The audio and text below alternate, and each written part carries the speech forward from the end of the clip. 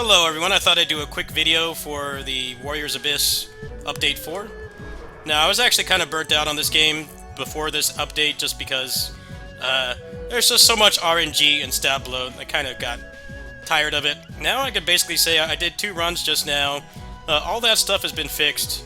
You can go ahead and read the patch notes, but I'm just going to go over the new features really quick.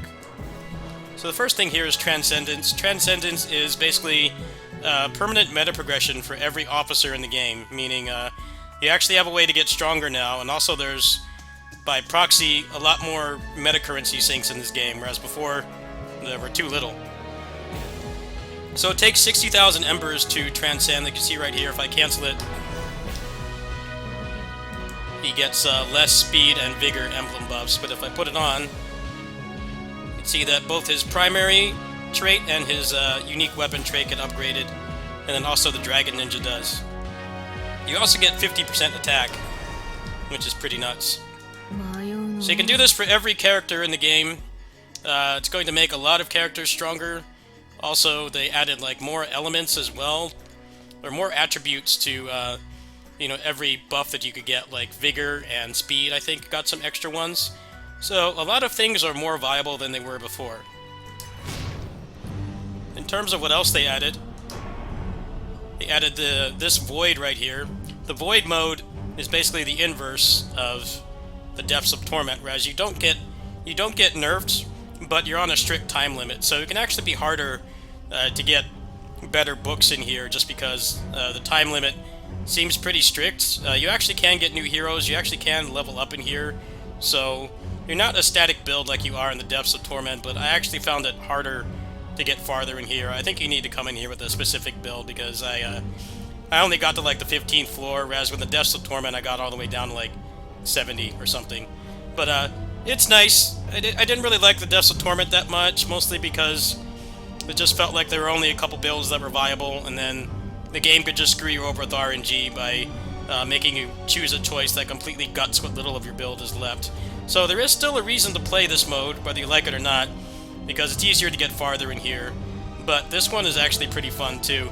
I'd say my biggest complaint with this mode is mostly that you only get time extends from beating bosses that appear during the waves, but you only get like 5 seconds.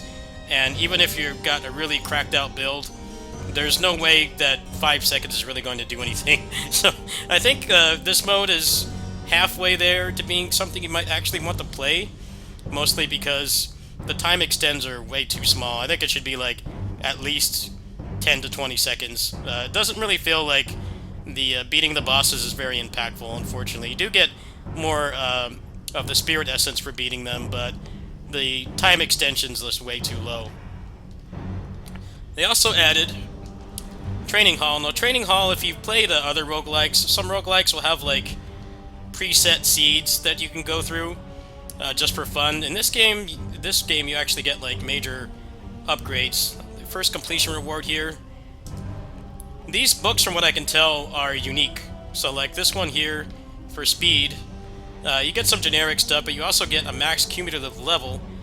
So if you beat all these challenges in the training hall, you get a significant boost to your cumulative level cap, which for another reason I forgot to mention is very good. So you can see right here, if you clear to level 4 on Traversal 4, you actually get a book that gives you the ability to make more speed emblems appear. So like for Ryu, who gets 70% extra speed emblems when he's transcended, that's actually pretty crazy. You can see some of the other rewards here. This one gives you more strength emblems. It's pretty self-explanatory. So they've got one for all the different types of emblems. They have ones for the elements as well. So what I would imagine is that there's probably some really busted combination of doing one of these training hall seeds, and then a specific character on a high traversal level, and you could probably get a lot of really good stuff. But I haven't really found anything too far so far. I did do a run with Ryu on Transcendence, or not Transcendence, but Traversal 3, or 2, right? As you can see here. And he basically had like 3,000 plus attack at the end, and he had like infinite dash cooldown. He could basically dodge indefinitely with like no cooldown. So there's some really cool stuff that you can do in here, and there are some really good rewards as well. Another thing I forgot to mention is you can raise your cumulative level through here. Like for him, since he's pretty close to maxed, you raise it 300, or it takes 30,000, and you can get it up to 400. So what that means is basically when you upgrade like this, it will take you to the next milestone, because each cumulative level doesn't actually give you stats. It's when you reach a milestone, so it's like every 50, I think. So if I choose this right now, he'll go up to 400. All of these things are going to make it a lot more less, I guess, grindy and padded out to do the higher difficulties. Also, they added something here where if you go to... where is he? I need somebody with Transcendence 4. Actually, they made it so they unlocked the Traversal levels for everybody. Meaning if you get to Traversal 6... Sorry, Transcendence and Traversal are too similar for my brain right now. If you get to Traversal 6 on one character, it's now unlocked with everybody, which I think is really nice, mostly because now you can get a lot stronger. So you can just go straight to 4 if you want. But you notice here, they added a buff where your cumulative level will increase by 50% upon completion. So they did nerf the stats, I think, on Traversal 6, and then also the fact that you get all these bonuses makes the higher difficulties actually worth doing now, which I think is something the game desperately needed, because if I wanted to have fun, I just never really went any farther than 2. And now if you go all the way to 6, you're going to get some pretty significant upgrades. That's basically the gist of the update. There are some other things. They did buff some characters.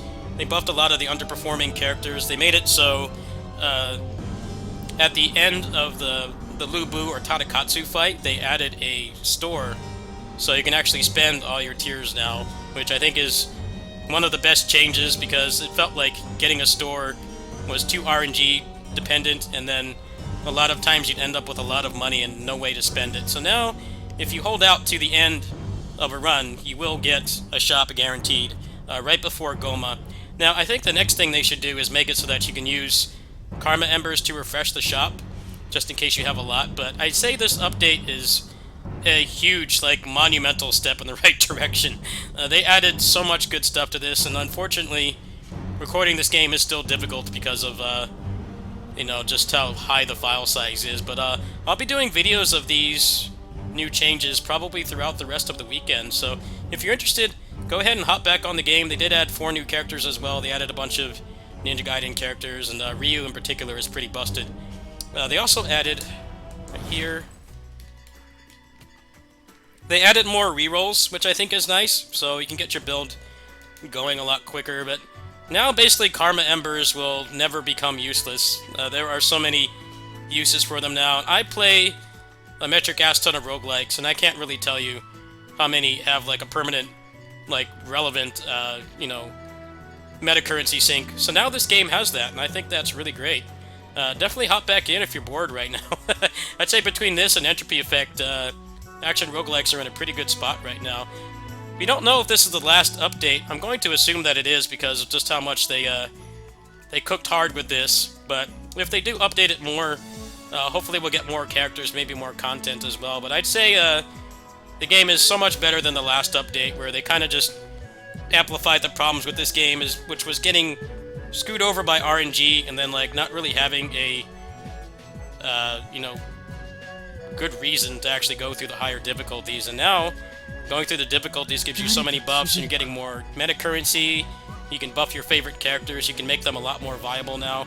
Also, if you have your unique weapon for your officer, you actually get 50% extra attack. So there's a lot more stuff to grind for, and the grinding process is not so full of RNG. So I think the game's in a really good spot now. If you have a specific character you'd like to see, go ahead and let me know in the comments, and I'll try to get to them either during or after the weekend. Thanks for watching.